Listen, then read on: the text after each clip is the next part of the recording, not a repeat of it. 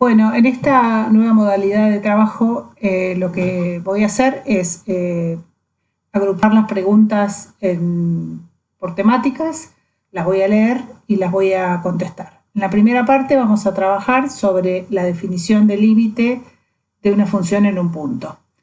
Las preguntas que recibí al respecto son las siguientes. ¿Qué es un entorno reducido de un punto? ¿Cuál es la función de epsilon, que aparece en el video 3? ¿Cómo se establece y qué establece? Había una observación que la definición de límites laterales finitos e infinitos en los videos no estaban explicados tan ampliamente y la pregunta era si eso era porque son similares a las definiciones de los límites laterales de variable real finitas e infinitas. Si los límites laterales son infinitos e iguales, la función tiene límite finito en un punto. Y después, en el video 5, al observar los casos en los que pueden dar límites laterales, o sea, los resultados que pueden dar los límites laterales, hay ejemplos del tipo uno infinito y otro infinito y que el límite del gráfico general no existe, si se puede comparar eso con los casos de límites de una sucesión. Vamos a empezar por la primera. Voy a empezar por definir qué es un entorno de un punto, porque creo que no lo definimos antes. Un entorno de un punto es un intervalo abierto centrado en A y de radio L, es decir, es un intervalo simétrico respecto de A que tiene radio L.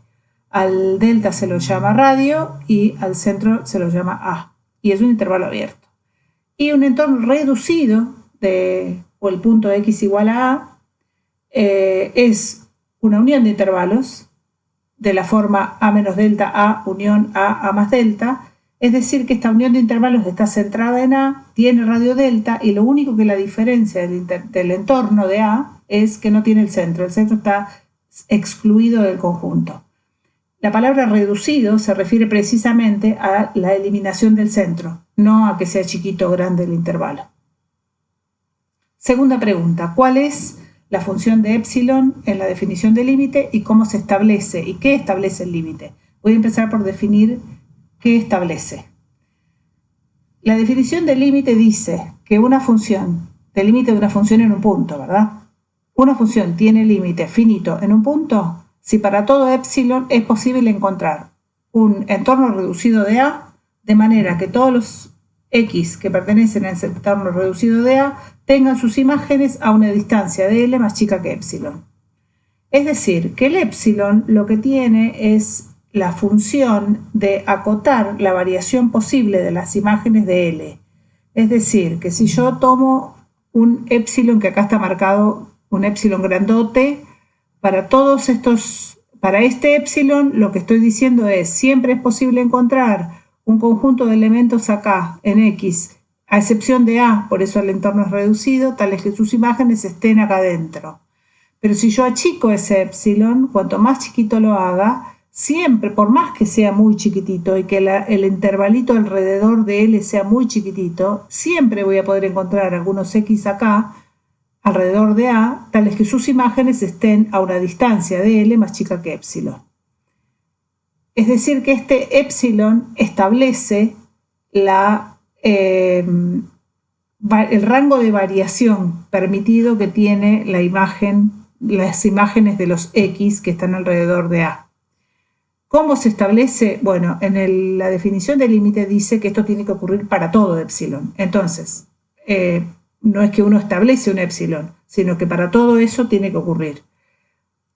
¿Para qué sirve esto? Sirve para garantizarnos que no pasen estas cosas como está en este gráfico, que cuando uno se fija con la lupa alrededor de A, las ramas de la función no ensamblen perfectamente en X igual a A y igual a L, sino que pase esto. Acá habría un epsilon, por ejemplo este que yo marco acá, tal que si yo elijo este epsilon, esta variación alrededor de L, no hay alrededor de A X que tengan sus imágenes acá.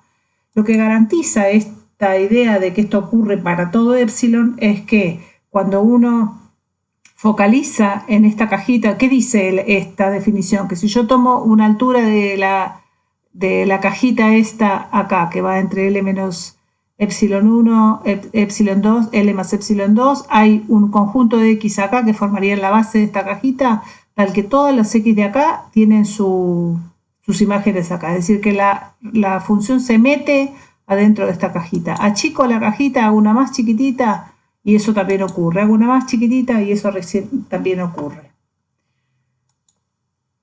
Después había otra pregunta respecto a la segunda, que era respecto de por qué no estaban tan definidas, tan formalmente definidas los límites laterales. Si eso era porque eran iguales a los que habíamos definido. Y la respuesta es sí. El límite lateral es un caso particular del límite cuando x tiende a a. Cuando x tiende a A, lo que estamos diciendo es que cuando la variable se aproxima a A, las imágenes de la función se aproximan a L. Bueno, con todo lo que eso significa, ¿no?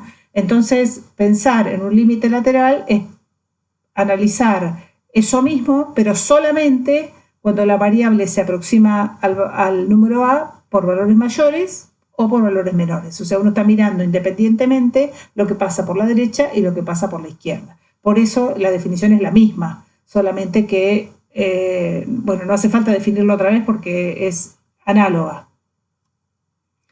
Después la pregunta era si los límites laterales son finitos iguales y la función tiene límite finito, y esta tabla que estaba en los videos también resume todos los casos posibles de las combinaciones de los límites laterales por derecha y por izquierda. Imaginémonos que los límites laterales por derecha están en estas columnas y los por izquierda están en las filas. Entonces, ¿qué tenemos en todas estas celdas? Todas las combinaciones posibles entre el límite lateral por derecha, el resultado del límite lateral por derecha y por izquierda en un punto. Entonces, si los laterales son finitos e iguales, hay límite finito en el punto. Si los laterales son infinitos, ambos, pueden ser más o menos infinitos, no importa, hay límite infinito en el punto. Cualquier otra combinación, no hay límite en el punto. Y después, la última pregunta era una pregunta muy interesante porque me dejó pensando a ver cuál es la respuesta a esto. La voy a volver a leer.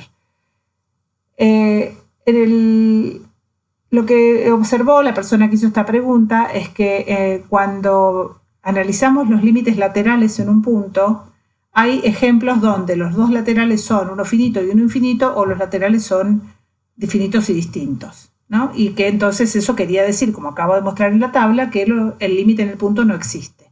Entonces, si esto se podía comparar con los casos de que habíamos visto de los límites de una sucesión. Y la respuesta a esto es sí y no. ¿En qué sentido no es así? Esto no es así.